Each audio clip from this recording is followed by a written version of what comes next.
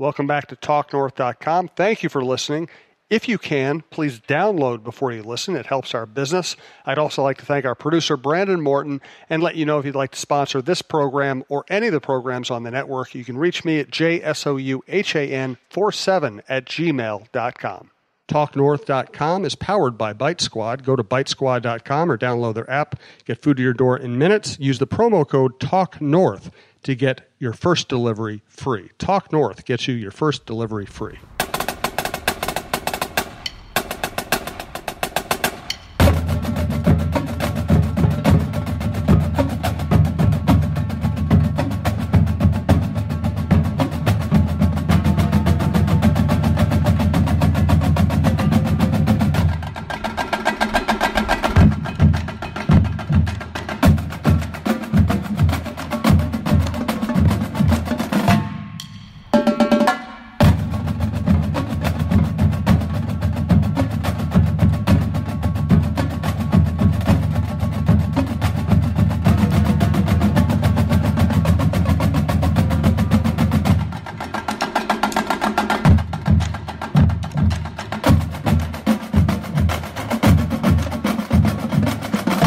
John Millea is a busy man. We are interrupting his schedule to do our Preps Day with John Millea Prep Sports podcast on talknorth.com. You know the drill.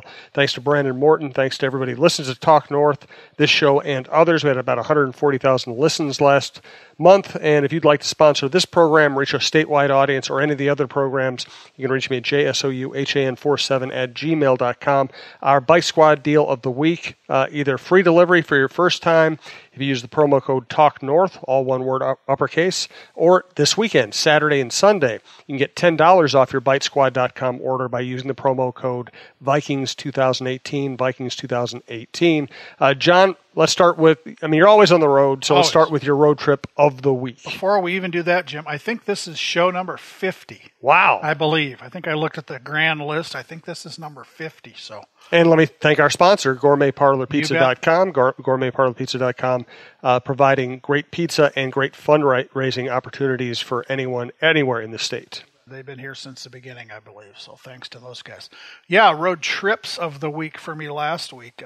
For volleyball and football, I squeezed in a cool little lunch deal in the middle of that.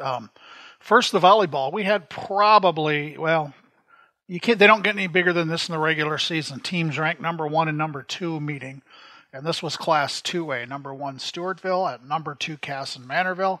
The result of the match is that this week Casson-Manorville is number 1, so they did defeat Stewartville. Easier than I think anybody thought it would be. It was 3-1, and Stewartville made a nice rally in the middle there, but couldn't put away the Comets. And if anybody's ever been to Casson-Manorville High School, you will come away with your eyes popping. It's unbelievable there. It's a fairly new, I don't know how new the entire building is, but they've got a gym, a kind of a atrium, cafeteria, entryway lobby that's about 3 stories tall. It's just beautiful. And they have one of the rarities in high school sports, a sponsorship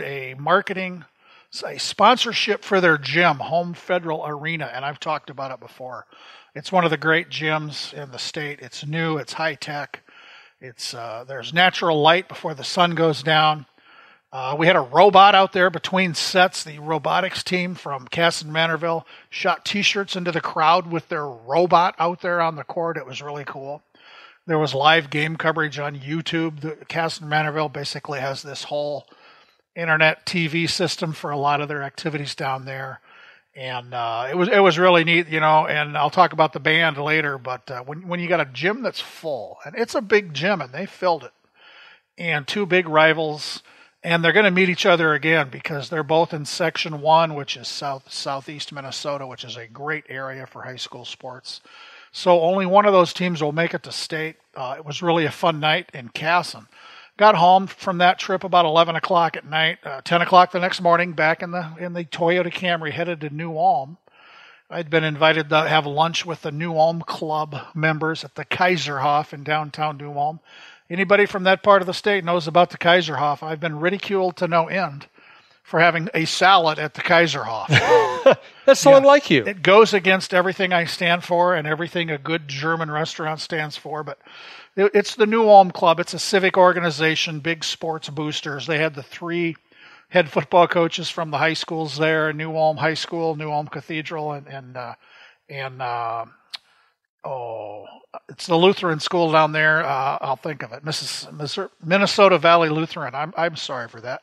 So the 3 head coaches spoke to the club. I spoke when they were done a little bit, did a little Q&A with the members. And it was a meeting. So there were 2 choices. You could get I think it was a pulled pork sandwich with soup or the big salad, and the 2 guys sitting next to me, I felt some peer pressure. They ordered the big salad. I didn't really want soup. So I failed on the pulled pork. That would have been. I just don't know who I'm talking to. No. It's like Invasion of the Body Snatchers. I had the big Google Ray's salad. It was good. It was a good salad. I did stop before I left New Ulm and got some fast food to get me to where my next stop was, which was Springfield, about 35 minutes away, for a 3:00 Wednesday afternoon football game. This was MEA week, so all the games were in the middle of the week. And it's interesting in Springfield. We talked earlier about Windham High School, how their field was flooded, so they had no home games this year. And I rode the bus with the Windham team to one of their 8 regular season road games. Same river, the stinking Des Moines River, which I grew up on in northern Iowa, also flooded the field in Springfield. So they do have a backup field that they've used in town. It's basically a practice field. It's kind of a junior high baseball and softball field. And they had to do some work on it. They could barely squeeze a football field into one of the end zones. They had to peel the turf back, the natural grass, and put in more fill to get it even. Otherwise, you would have a big drop-off in a corner. And as it stands now, at the very back of both end zones, you're running uphill just a little bit. Your last couple steps, you're going uphill. But no lights, so the games were all during the day. This was a 3:00 game against New Ulm Cathedral. And basically, originally there was no electricity. Not only no lights, no electricity. So they, got some big long orange cords and have a little scoreboard on wheels that only has the game time, the scores of each team, and what quarter it is. So you're down in distance if you weren't standing right on the ball. It was guesswork. And then for a press box and for the teams to shoot video and have coaches on headsets, they had 3, these are industrial grade scissor lifts, like you'd see on a construction site. Mm-hmm. So you had the Springfield radio guy and the announcer and the clock operator up in a scissor lift across the other side of the field, 2 of those for video cameras and coaches. Really, really cool stuff. A couple little sets of bleachers, but a lot of fans in lawn chairs sitting on blankets. It wasn't much of a game. It was another surprising result. Both teams came in at 4-3. And the winner was going to get the number 2 seed in Class 1A Section 3, and that is New Ulm Cathedral. They won 43-15. Talked a few weeks ago about Elk River running the straight T offense. New Ulm Cathedral, same thing. Just 3 backs, 2 tight ends, no shotguns. They did throw 1 pass in the game for a touchdown. So I was talking to Danny Lux, the Cathedral coach, afterwards, and I said, who's famous for running this offense is Elk River, which has been in the last 2 5A prep bowls and won one of them. He said, That's how we got started. We saw Elk River at U.S. Bank Stadium, and he said, at a small school where your talent is going to ebb and flow, if you can master this offense, you might be tough to beat. And they've mastered it. It's fun. They got a sophomore quarterback and a bunch of seniors carrying the ball, really great blocking, and it was really impressive to see. In Springfield, they've had a nice year. They run the spread. I mean, you couldn't be 2 more different offenses, but they couldn't get their offense going. Cathedral shut them down. And Tom Wheeler, a friend of mine who works at KNUJ Radio in New Ulm, this is broadcasting at its most base level. He's sitting at a table 2 feet behind one of the end zones, ground level on a sidewalk. And he interviewed me at halftime, and he introduced me and asked a question, and I interrupted. I said, "No, Tom, I've got a question for you. When you're describing down and yardage and touchdown plays, how do you know?" He said, "Guesswork. I'm just guessing." So I don't know who was doing stats, but it couldn't have been easy. But it was really fun. And I think both of those places, this gym in Casson, that's unbelievable, the whole facility there, and this makeshift varsity football field in Springfield, this is a lot of community effort, sponsorship. Home Federal Arena, the local bank, kicked in to put their name on it. And people in Springfield were telling me just about all the volunteer labor to get this place, to give the kids a place to have home games. Really, really inspiring stuff. 2 pretty good trips for me last week. I'm just still stuck on you ordering a salad. I'm having trouble getting through that. Salad. I heard the words pulled pork. I just flinched. It was pretty embarrassing. We all make mistakes. Yeah, they wondered if I was I the guy they invited or some imposter. They'll never know. We're going to get to a lot more stuff. Let's start with the football trophy project. We do want to thank Gourmet Parlor Pizza, gourmetparlorpizza.com, just like it sounds. Yeah, Jim, my wife and I ordered a pizza delivery the other night.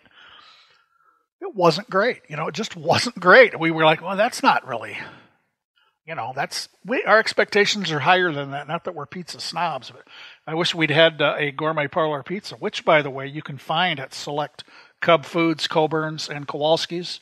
Great products from our friends up in Royalton. They've been doing this since 1980, so they've been at it a long time. And they specialize in fundraising for groups. So your sports teams, your youth groups, sports or whatever, robotics teams, school parties, after prom parties, all those things, grad parties. Gourmet Parlor Pizza will set you up. They can they'll give you you go on their website, gourmetparlorpizza.com. You can look at the menu. You can see all your choices. They'll deliver these things right to you, and you'll make at least $3 and more than $5 on each pizza. They have dozens and dozens of different kinds of choices. And like I said, gourmetparlorpizza.com, that's the go-to website, or you can give them a call at 888-584-5930. Gourmet Parlor Pizza in Royalton, Minnesota. Thank you so much. Football Trophy Project. Yeah, a couple of weeks ago I wrote about my favorite high school football facilities in Minnesota, and this kind of dovetailed with that. I go to all these games. I see all these great traveling trophies in these rivalries. We talked about the Armistice Day Trophy a couple weeks ago between Chatfield and St. Charles. So I just kind of put it out there on Twitter and the MSHSL Facebook page, asking people, tell me about your team's trophies, and give me pictures. And if you go to MSHSL on Facebook, you'll see an astounding list of photos of these trophies. There's buckets and there's paddles and bells and hammers. There's some axes. There's an apple, footballs and helmets, assorted jugs. There's several little brown jugs. There's a victory jug. There's a stump, a bumper, a milk jug. There's a nickel, and there's one that is either a hoe or an axe or some combination of a hoe and an axe. And I'm gonna post the entire list. I just got a new one just today, which was pretty cool. It was from Plainview, Elgin, Millville. Their AD sent me a little email. They play Caledonia for the hammer. It's a sledgehammer, and they play Plainview, Elgin, Millville for this Franklin Street helmet, because the two coaches were college roommates in Winona, and they lived on Franklin Street. So let's play for the Franklin Street helmet, which is just unbelievable. Fairmont and Blue Earth play for the Little Brown Jug. Fairmont also plays Jackson County Central for the Old Oak Bucket. Just great stuff. So I've got a pretty long list. It's going to continue to grow. We'll get that up on John's Journal when I've kind of got my arms around the thing. Right now I'm alphabetizing and looking at things like that. But this is really fun. It's just a great little fun project about high school football, all these traditions, all these traveling trophies. Turning down salads and alphabetizing, I just don't know you anymore. No, it's all over for me. State tournaments this week. Yeah, before we started to record, I was telling you I've been at the two girls' state tennis sites already today. The 1A is at the Reed Sweat Intercity Tennis Center on Nicollet Avenue in South Minneapolis. The 2A teams are at the University of Minnesota's Baseline Tennis Center. This is a 4-day tournament. Team play is Tuesday and Wednesday, and then singles and doubles Thursday and Friday. And if you want to see some good tennis, this doesn't cost you anything. This is free. We don't have tickets to state tennis, and that may not be the case forever. As budgets tighten up, that may be something that could end. I don't know. We may never charge, but cross country is another one. That state tournament's coming up here, state championship in a few weeks. No admission charge. Just walk in and have fun. And in these state tennis tournaments, Blake is the powerhouse in 1A right now. They won the last 3 state titles. And a junior from Blake, Arlena Shen, she's the number 1 seeded singles player in Class 2A. Edina is shooting for its 21st team state championship in 22 years. And Edina has a junior named Nicole Copeland. She's the defending state champion singles and seeded number 1. And also this week, the boys and girls state soccer tournaments kick off. Quarterfinal games Tuesday, Wednesday, and Thursday outdoors